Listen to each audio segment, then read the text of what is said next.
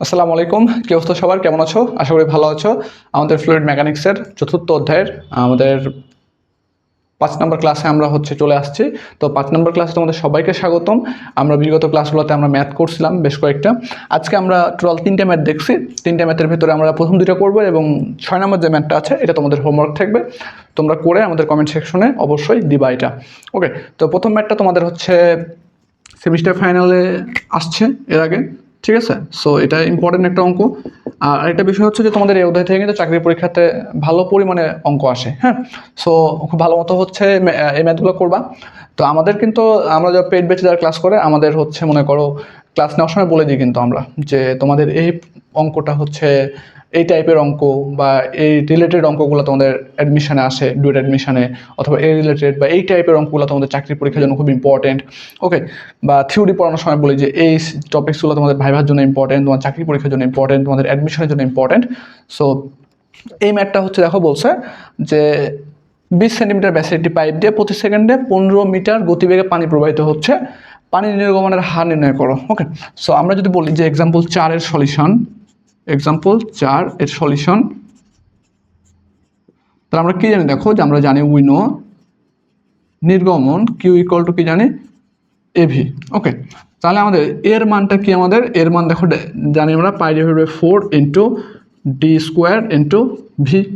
তাহলে এখন যদি মানগুলো বসাই আমরা দেখো pi divide by 4 into D square দেওয়া হচ্ছে কিছু সেন্টিমিটারে, তাহলে 20/100।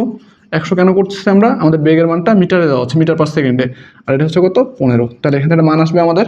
এই মানটা কত আসছে আমরা যদি ক্যালকুলেশন করি তাহলে দেখি আমরা, আমাদের মান আসে 0.4712, 0.4712 মিটার কিউব পার সেকেন্ড। এটা হচ্ছে আমাদের অ্যান্সার। আমাদের 1 নম্বর অ্যান্সার পেয়ে গেছি আমরা।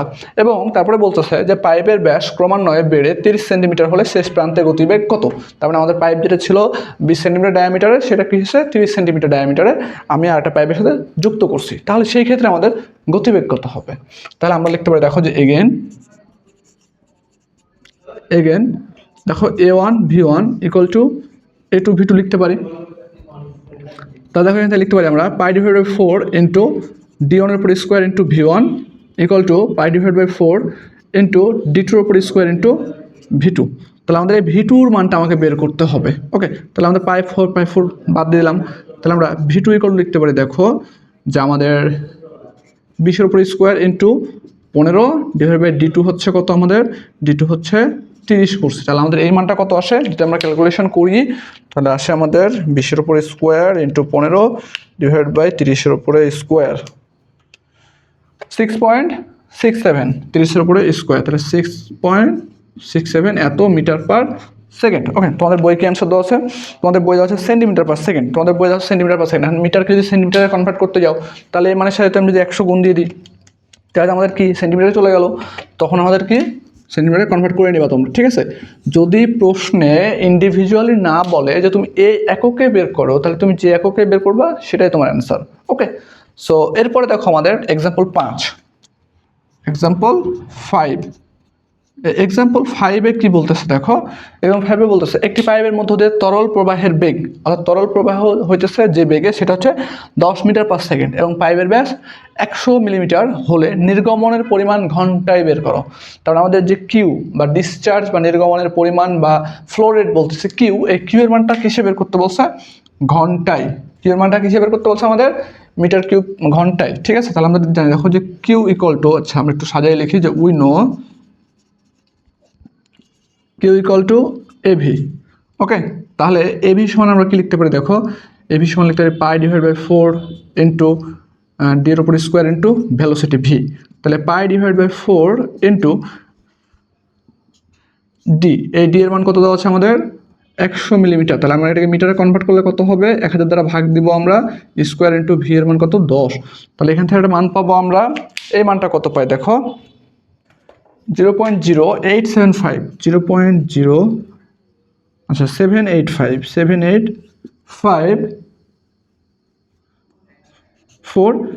Metre cube per second. এইটা হচ্ছে আমাদের আসছে ক্যালকুলেশনে, বাট আমাকে চাইছে কিসে? ঘন্টায়। তার মানে সেকেন্ডটাকে আমি ঘন্টায় নিয়ে যাব।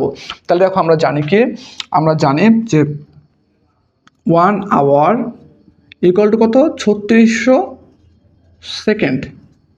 তাহলে 1 সেকেন্ড সমান কত 1/36 3600 আওয়ার এইটা। তাহলে আমাদের এই মানটাকে যদি আমি লিখি এখানে দেখো যে 0.07854 into metre cube divided by 1 second. কোনো কি পার্থক্য হবে মানের?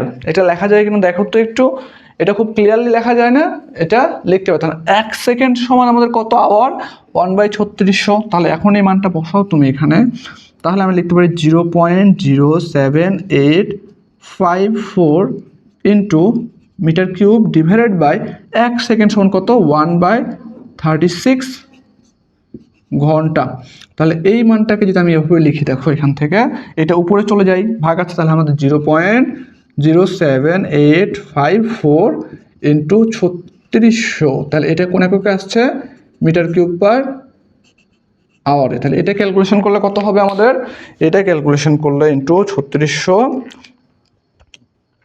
282.74 282.74 এত মিটার কিউব পার আওয়ার।